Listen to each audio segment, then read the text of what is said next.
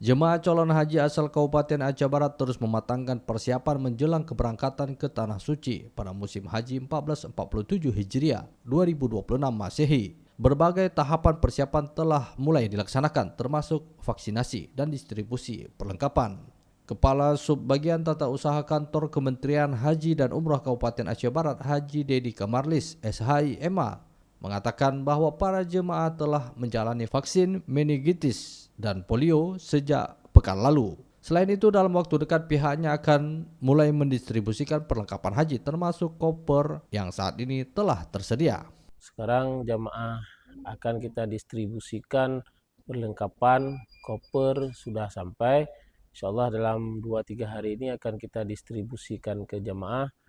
Dan nanti pada tanggal 12 April 2026 akan ada praktek manasik lanjutan yang diadakan kerjasama pemerintah daerah dengan Kementerian Haji dan Umrah Kabupaten Aceh Barat, dan pada hari Selasanya akan ada diadakan pelepasan oleh Bupati Aceh Barat.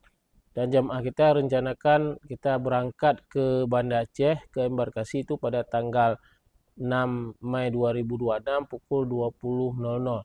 Karena besoknya tanggal 7 Mei 2026 pukul 7.00 jamaah sudah masuk ke asrama haji.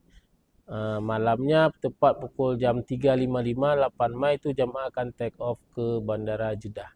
Mudah-mudahan nggak ada kendala yang akan kita hadapi dan jemaah dapat berangkat dengan selamat semuanya. Terkait jumlah jemaah, ia menyebutkan tidak ada perubahan signifikan dari daftar yang telah ditetapkan. Namun terdapat satu jemaah yang wafat atas nama Abdullah Agam, sehingga kemungkinan akan digantikan oleh jemaah cadangan dari Provinsi Aceh. Dengan demikian, total jemaah calon haji Kabupaten Aceh Barat tahun ini diperkirakan berjumlah 259 orang. Ia juga menegaskan bahwa sistem pemberangkatan menggunakan mekanisme antrean tingkat provinsi, sehingga pergantian jemaah tidak selalu berasal dari kabupaten yang sama. Sementara itu, pendaftaran haji tetap dibuka setiap hari sepanjang tahun bagi masyarakat yang ingin mendaftar sesuai dengan ketentuan yang berlaku.